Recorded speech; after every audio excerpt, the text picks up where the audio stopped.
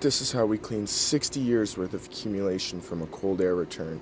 First, we hook up our Hypervac to create negative pressure.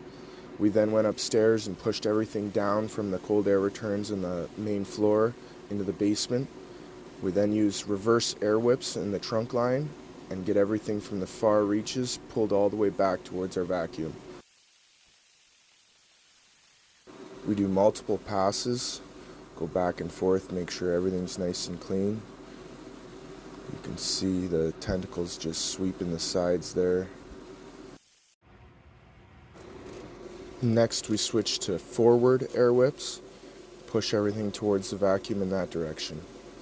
We have to switch tools multiple times sometimes to get everything flowing in the direction we want towards our vacuum.